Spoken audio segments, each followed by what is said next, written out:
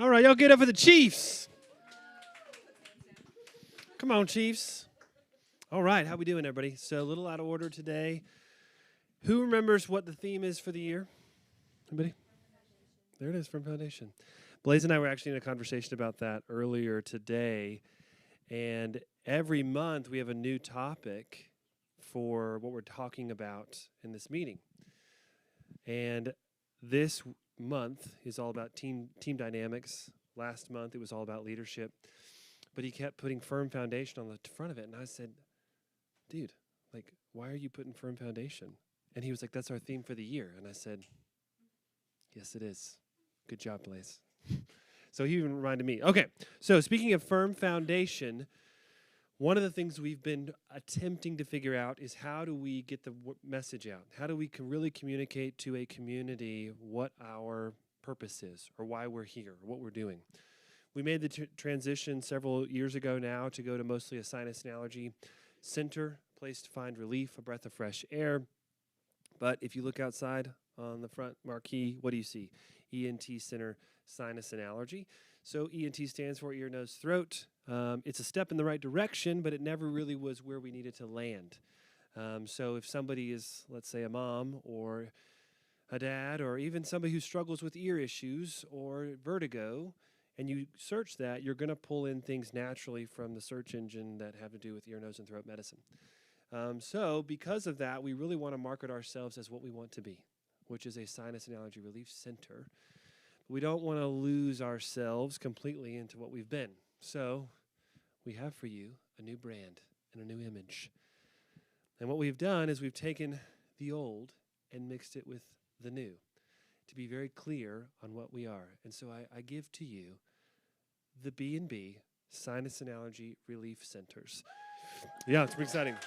It's pretty exciting. New colors as well. So buckle in, lock in. Yeah.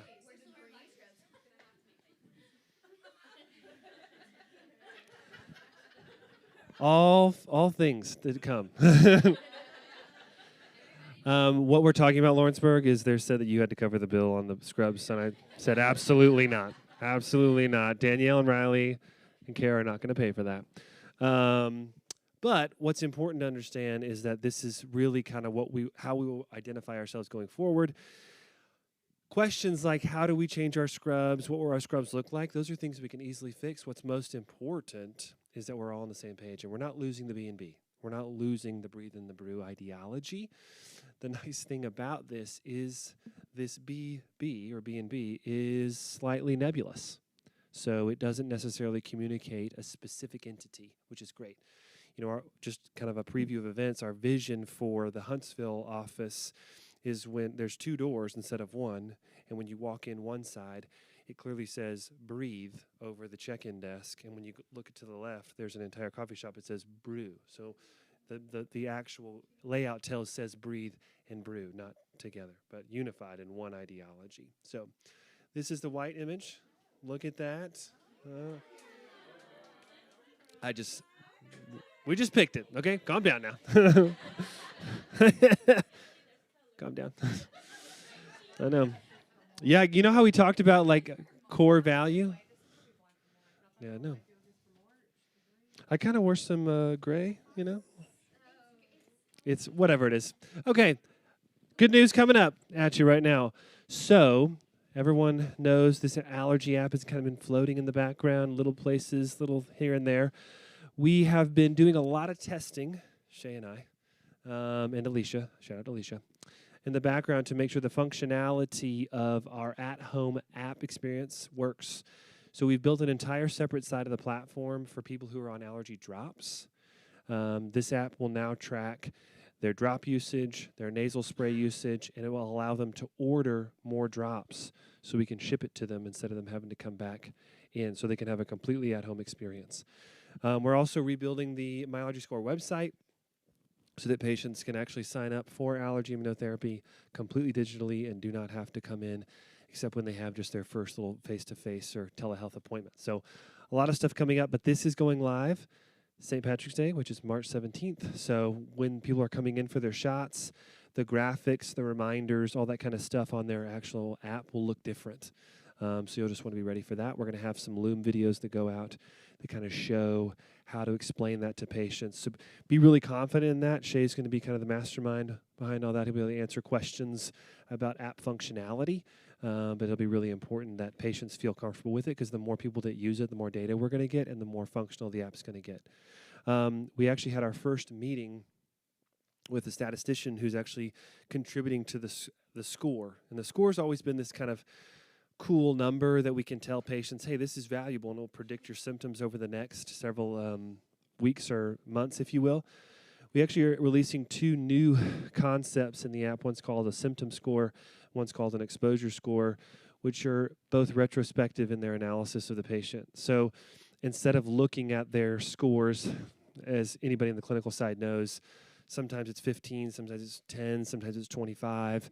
And that's really kind of nebulous as to what it means for that specific patient. But the app will start to learn what this patient's specific scores are. So let's say I struggle with nasal congestion. Well, I'm just going to put 5 on nasal congestion over and over again, but I'll put 0s on everything else potentially. And if that's the case, then eventually the app will learn, okay, this person really struggles with nasal congestion, or this person struggles with eye itchiness, or this person struggles with throat discomfort, and it will start to assign a score on what that person's symptoms typically are, so you can make a decision as a clinician on what they need an allergy shot. And even more exciting than that is the app will be also tracking their location and assigning an exposure score based on not their symptoms at all. Just if they're allergic to ragweed and they're in a city where ragweed's high, it's going to give them a high score. So now you'll have symptoms and exposure, and you can make a decision about shots or whatever they need real time. So we find ourselves in that boat. This patient keeps failing the blue vial. This patient keeps not being able to pass their vial test. Okay, well, let's look at the previous exposure scores. Let's look at the symptom scores and see if they help us predict what they need. That's actually really exciting. It's going to really help a lot of allergy clinicians in the future. So, all right. Does everybody have their notebook out, their piece of paper, their note-taking device? If you remember last week, we talked about understanding what the real problem is, to communicating what's on your mind. So I have those 3 questions for you right out of the gate. What's on your mind? What else is contributing to that thing on your mind? And what's the real challenge for you? I'm going to give you 30 seconds at home, 30 seconds in Lawrenceburg to answer those questions. They're going to pop up on the bottom of the screen right now. Y'all give it up for Blaze for pepping up the music. They're cheering really loud for you, Blaze. I turned the mic off. I'm sorry, buddy.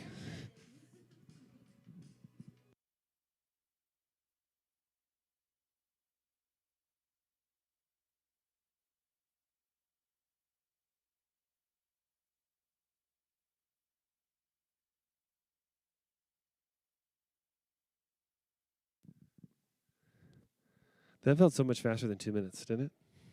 It was only 30 seconds. Okay, so we have a new section we're starting today, and I don't want to miss the bumper, but I'm really, really excited about it. On our firm foundation, it's building trust. Feel it? It's kind of 90s. In West Philadelphia, born in...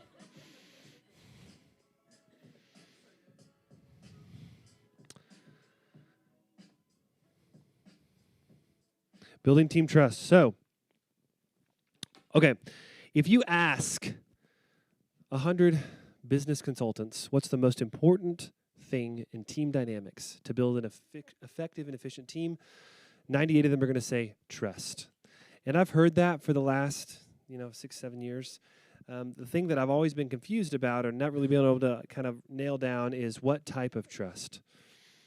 And the reason that trust is not as seen, if you will, it's a bad way of saying that, in the corporate world or in the medical office world is because it's number one, it's very difficult to define. And number 2, it's very difficult to do. Very difficult to define and very difficult to do. And I think it's really predicated on the idea that there's 2 primary forms of trust in life. The first one is foundational trust. So can I trust you as a human being? And the second one is the one we're talking about today, which is functional trust. Functional trust is how are we going to do this thing together because we're on the same team? How are we going to function as contributors to something? And we can't start to build functional trust, which we're going to talk about a lot today, until we've understood what foundational trust is. And foundational trust is not the subject of this, but I want to define it for you. So foundational trust, I think about it in 4 ways. The first is understanding. My son Gage is 10 years old, I think. No, he's 11. See? And he loves to come home and tell me that he has a new crush. I know. And I'm kind of trying to pump the brakes a little bit. I'm like, what does that even mean? And he's like, I've got a crush. And I'm like you have a crush on someone, or you guys have entered into this agreement that you're going to have a crush on each other? Because when I was in elementary school, if you had a crush on somebody, that's when you thought about saying, hey, let's be boyfriend and girlfriend. Am I right? Did I miss something? Okay. So we're talking about this, and I said, Gage, if you have a crush with someone and you guys have talked about this, what does that mean? He's like, well, it means we talk to each other. And I was like, okay. What else does it mean? It means that I answer questions about her. I was like, what? Like, you speak for her? Let's stop right there. And then he's like, yeah, and then it also means that nobody else talks to her. And I was like, oh, so a little commitment involved. And so he's like, well, I mean, I can talk to other people, but she can't talk to anyone else. And I was like, whoa, I don't think you know how this whole thing works, my friend. So Gage has a misunderstanding on what relational trust would be between girlfriend and boyfriend. And good for him, because he don't need that, right?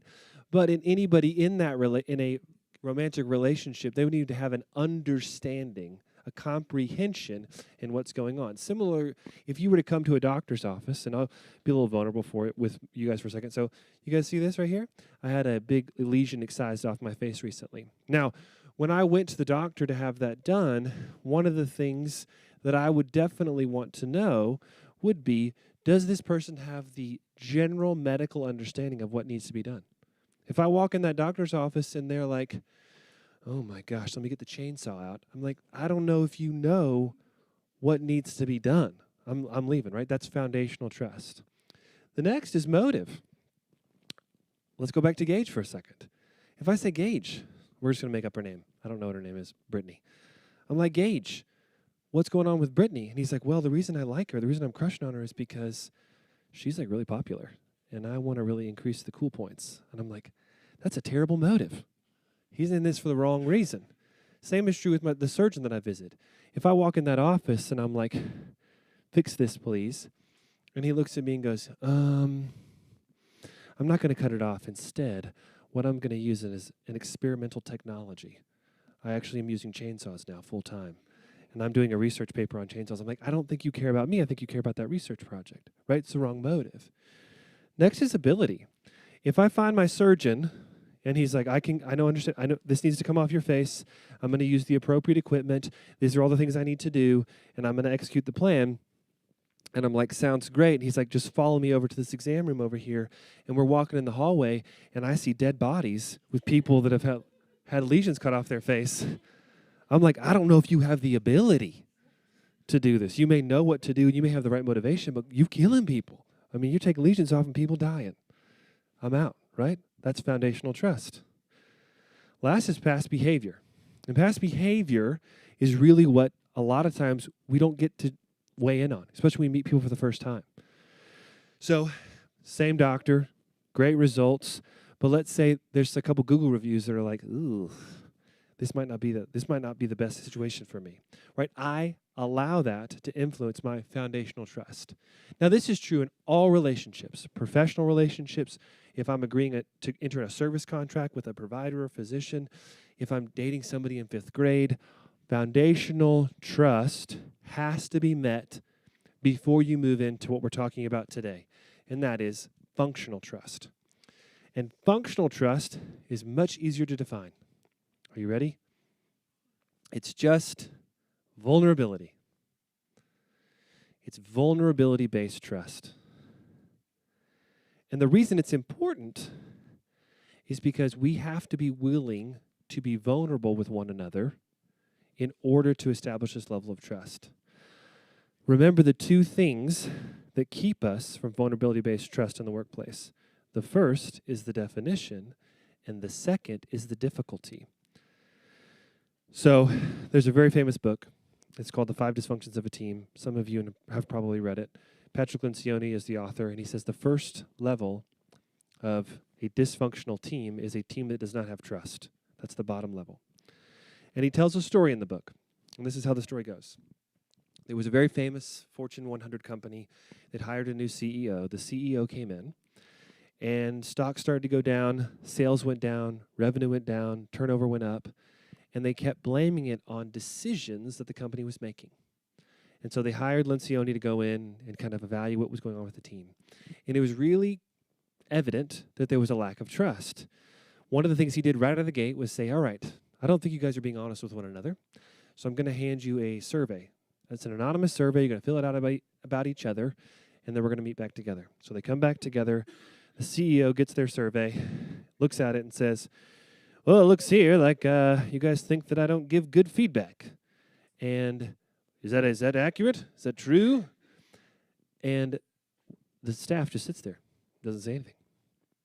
And then eventually one person goes, no, sir, absolutely not. Will you give great feedback? I think it's the best feedback I've ever heard. He's like, that's exactly what I thought. I knew this was wrong. And Lencioni says, keep in mind, everyone, we surveyed this room only. So obviously there's some dissension in that opinion. So it goes to the next item. It says, apparently I don't meet deadlines. And a brave soul speaks up and says, yeah, you don't meet deadlines. I mean, you say you're going to do something, you don't do it. Nobody says anything. And then a couple more people chime in and say, yeah, I don't know if that's accurate. Actually, I think you meet deadlines better than most. So what you have in that situation is a group of people who are more interested in their own self-preservation and avoiding conflict than they are being honest and open with the leader of that group. And it starts at the top. If we don't have good trust at the top, we're not going to have good trust in the group. And specifically, trust within your own department. Trust within each other to say, hey, you know what? I don't know. Or, hey, you're better at that than me. Or, hey, I don't understand this. Or, hey, I was wrong on that. Can you help me here? Because oftentimes, if we're not willing to be vulnerable and to be open, then we find ourselves falling into the same patterns over and over again. And this is what it typically sounds like. It sounds like, that didn't work out because I didn't really know. I didn't have the proper instructions to make that work. Or I didn't have the resources I needed. Or something external to me was the problem. I wasn't the problem. But those are the key components to building trust, is making sure that we can be open and honest and vulnerable when we don't understand something. Once foundational trust is executed, now functional trust kicks in. And the primary problem with functional trust is this. There's something that Patrick Lencioni calls a fundamental attribution error. And I'll define it for you. Write this down. A fundamental attribution error is when someone else makes a mistake, it's because of something fundamentally wrong with their character or attitude. When someone else makes a mistake, there's something fundamentally wrong with their character or attitude. But, this is the most important part, when you make a mistake, or when I make a mistake, the person writing this down, it's because of an external situation. I didn't have enough resources. I didn't have enough instruction. It was impossible to do. I couldn't make that happen. And this is natural and something not to be ashamed of in all people. We automatically are going to think when something doesn't go right for us that it wasn't our fault. And when something goes wrong for someone else, it was their fault. And you have to identify that. And a lot of people will say, in order to get to the point where you have really, really strong functional trust, it takes a long time. But it doesn't. The most important thing in any group is courage. It's being the one that's willing to say, I don't know. I'm not sure about that. And say, hey, I'm going to open up for a second and expose the fact that I may not be as competent as I think that you thought that I was, but I'm trusting that's not going to affect your opinion of me. I'm trusting that you're not going to think differently of me. Think about the last time that you had to be vulnerable with somebody in the workplace, and I want you to ask yourself, did I qualify it before I said it? Most qualifications come in the form of humor. Or it'll sound something like this. Hey, it's me again, but quick question, right? Or it'll sound like, hey, I know you've said this to me 1,000 times, but, right? I'm going to qualify it with a teeny bit of humor before I go into it because I don't have the level of trust that I need yet in order to broach that topic. And that's just one example of qualifying a question. But courage is the first. It's like, hey, I messed this up. Or, hey, I don't understand this. Or, hey, I need more explanation here. When I'm vulnerable, then we can start to have a dialogue. We can start to have, okay, let me maybe help this, maybe add this to the situation to make it different. Now, today we're going to spend a little bit more time in our question session so we can try to understand specifically what each of us come from. One of the most powerful things in trusting each other is being vulnerable. That starts with understanding one's personal background or story. So this is a trust building exercise. What I want you to do in this moment, and for those watching online, but for Lawrenceburg, get in your group of 3. I want you to get in groups of 3 right now. Stand up and find people who are on the clinical team, the admin team, and break off in groups of 3 right here, right now. Here we go, and go.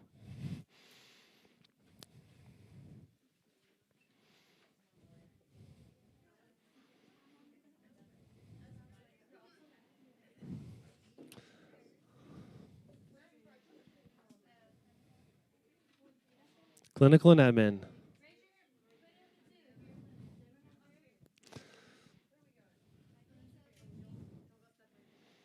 There we go. Now we're getting it. They're breaking up in their groups. They're breaking up in their groups. We're getting good. Try to find people you normally work with. That's the best. Clinical people together, admin people together. Clinical and admin. Clinical and admin. Clinical and admin. No. Same team.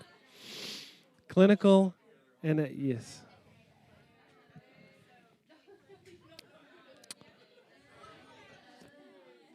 Clinic and admin together.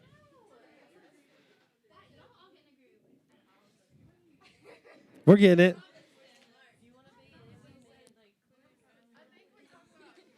We're getting it. Yes.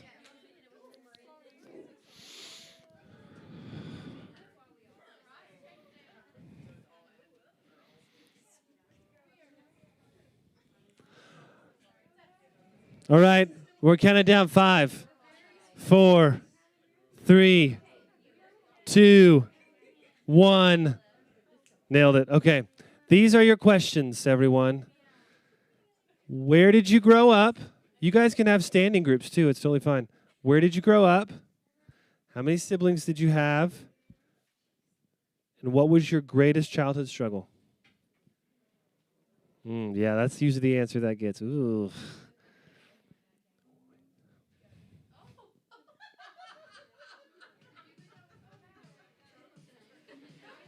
Take it away, Lawrenceburg. You know what? Honestly, online crew, like Camry, who else is online? Julie, Imran, Jessica. If you're working from home, why don't you guys get like in a little FaceTime group? You know, get some like FaceTime going and like talk about these things. I think that'd be really cool. We should actually start having you do that. Then somebody else will come back on and talk you out.